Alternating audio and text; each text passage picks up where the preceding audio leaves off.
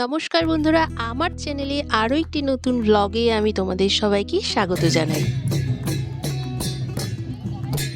আমরা তো চলে এসেছি দার্জিলিংয়ে কিভাবে ঘুরবো, কিভাবে সাইট সিন করবো, পায়ে হেঁটে কি দেখবো, মোট কথা দার্জিলিংকে কিভাবে উপভোগ করব, সমস্ত তথ্যই আমার ব্লগে তোমরা অলরেডি পেয়ে গেছো।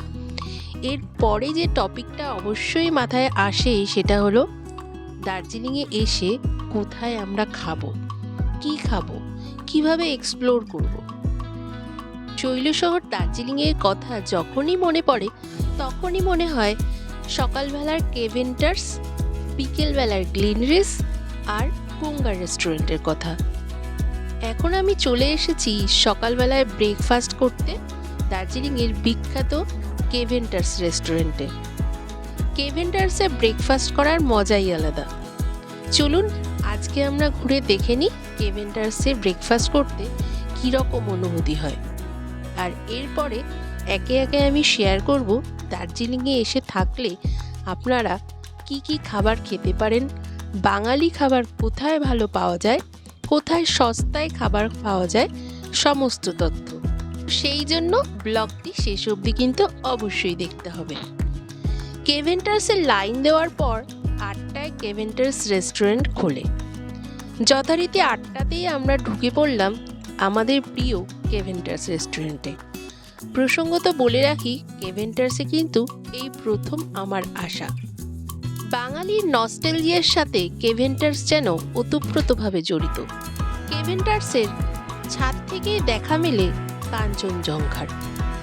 কাঞ্চনজঙ্ঘাকে সাক্ষী রেখে সকালবেলাটা শুরু করা যেন আমাদের কাছে স্মরণীয় হয়ে থাকলো আজকে।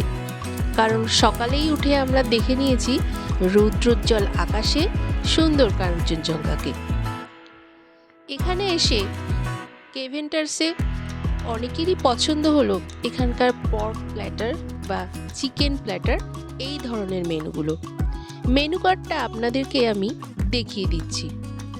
মনে পড়ে ফেলুদার সেই হট চকলেট হাতে নিয়ে বসে থাকা কেভেন্টার্সে।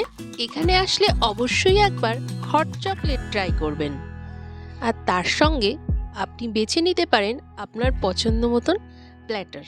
দার্জিলিং এসে দার্জিলিং চা খাবেন না সেটা কি কখনো হতে পারে? কেভেন্টার্সে বসেই খেয়ে নিতে পারেন দার্জিলিং চা। এবারে চলে আসি দুপুরের লাঞ্চ কোথায় করবেন। যারা পাহাড়ি শহর দার্জিলিংয়ে এসে বাঙালি খাবারের খোঁজ করেন, বয়স্ক মানুষ আছে কিংবা বাচ্চা, তাহলে তো অবশ্যই বাঙালি খাবারের খোঁজ আপনি করবেন। চলে আসুন চকবাজারে অবস্থিত মহাকাল হোটেল অ্যান্ড রেস্টুরেন্টে।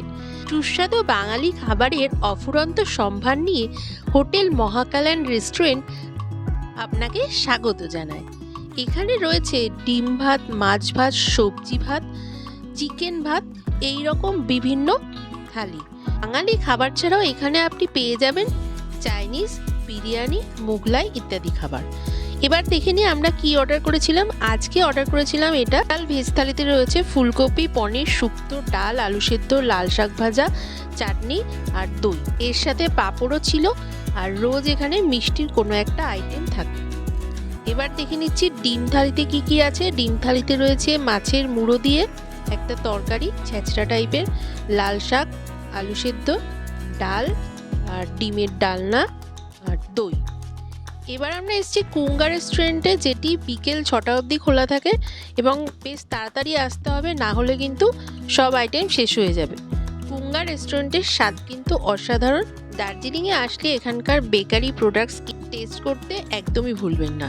এইবার চলে আসি আপনি ডিনার কোথায় করবেন। এখানে এলে গ্লিনরিজের বিখ্যাত বেকারি প্রোডাক্টস খাবেন এবং অবশ্যই একবার গ্লিনরিজে ডিনার করার চেষ্টা করবেন। বিভিন্ন ইতিহাস প্রসিদ্ধ রেস্টুরেন্টে চাইনিজ টেস্ট করতে ভুলবেন না।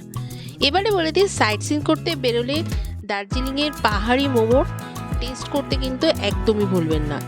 এখানে মোমোর স্বাদ অসাধারণ। এখানে এলে চেষ্টা করুন বাচ্চাদের জন্য মিনারেল ওয়াটার কিনে খাওয়ার। এখানে এলে অবশ্যই পরিশুদ্ধ জল আপনারা পান করুন। দার্জিলিংয়ের ম্যালেই চা বিক্রি হয়, তো সকালে ম্যালে এলে কিংবা বিকালে পায়ে যদি হেঁটে ম্যালে এসে পৌঁছন, তাহলে পাহাড় দেখতে দেখতে গরম চায়ের কাপে চুমুক দিন। তো আজকের ব্লগটি আমি এখানেই শেষ করছি। এর পরের ব্লগে আপনাদের সাথে কথা হবে দার্জিলিংয়ে আমরা কোন হোটেলে ছিলাম, কত ভাড়া ছিল। ততক্ষণের জন্য টাটা।